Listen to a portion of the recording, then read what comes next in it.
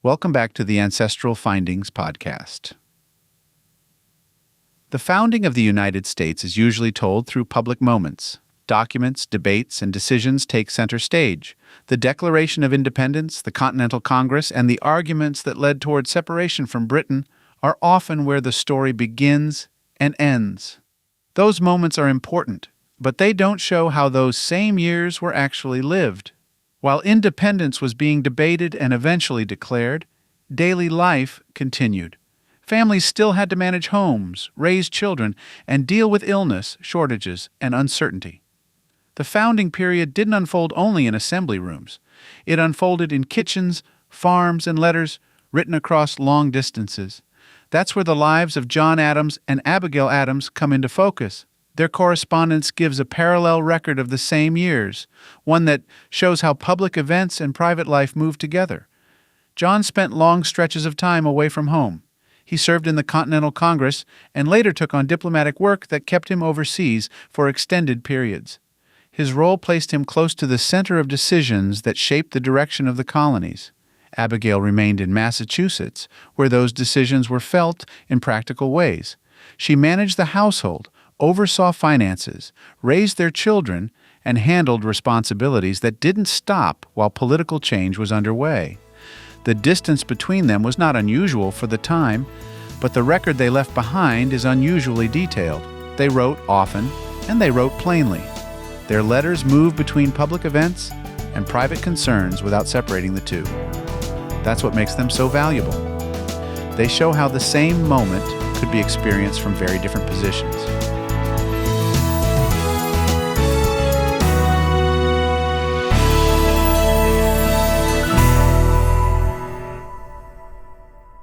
One of the clearest things in their correspondence is how differently events appear depending on where the writer is standing.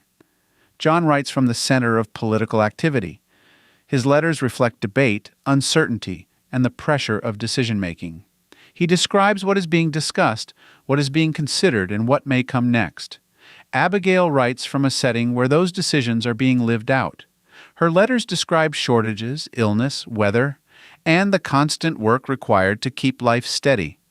She's dealing with the consequences of the same events John is helping shape. Reading their letters side by side shows that the founding period was not a single experience. It unfolded across distance, and that distance shaped how it was understood.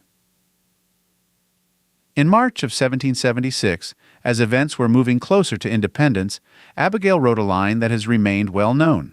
"I desire you would remember the ladies." It appears in a longer letter where she is thinking about what the future might look like. She understands that something new is being formed, and she asks how women will be considered within that new structure. Her words are direct and grounded in the moment. She's not speaking in general terms. She's writing as someone living through the same uncertainty and change, and she's looking ahead at what those changes might bring.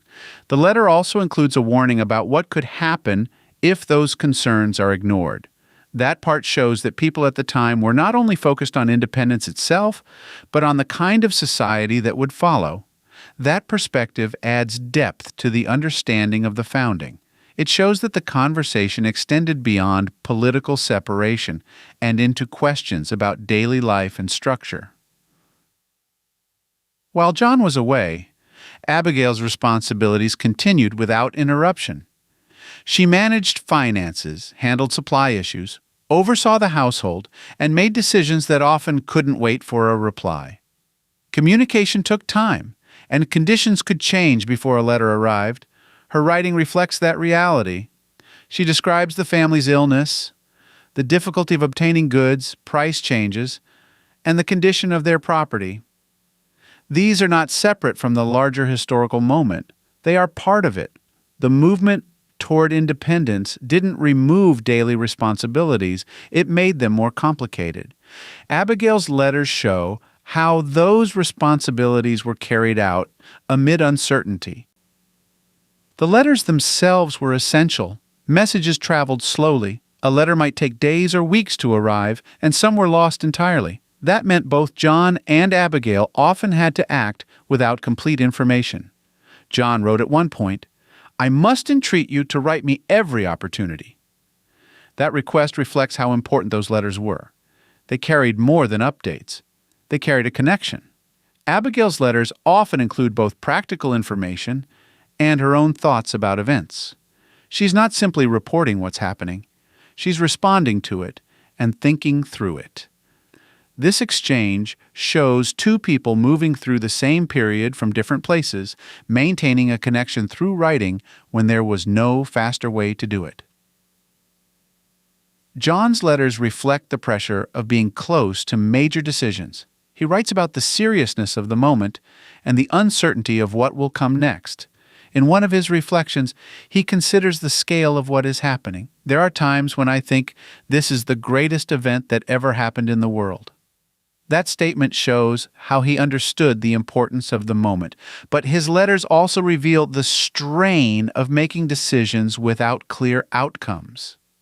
He wasn't writing from a position of certainty. He was writing from within a process that was still unfolding.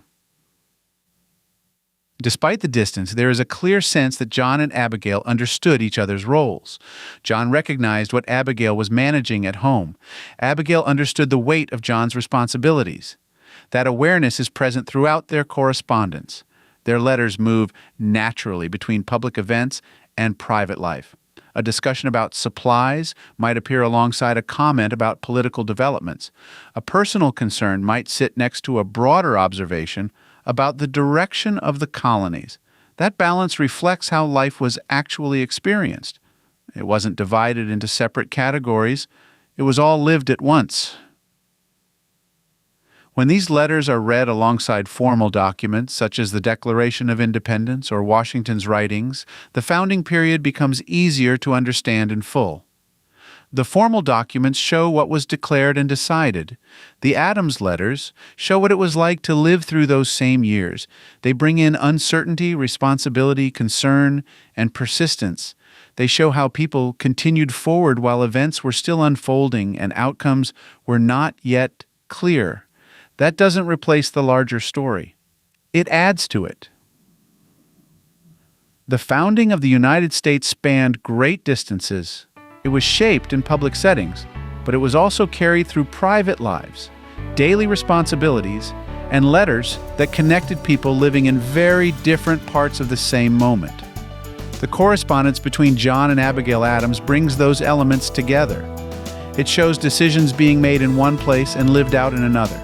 It shows how public events and private responsibilities remained connected. It shows a country taking shape while life continued.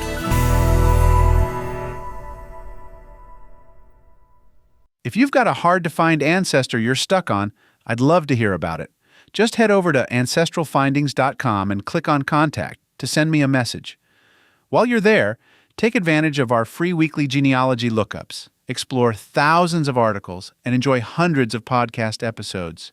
We've been helping family history researchers since 1995. And if you're looking for even more, check out our Genealogy Gold Q&A series over on Patreon.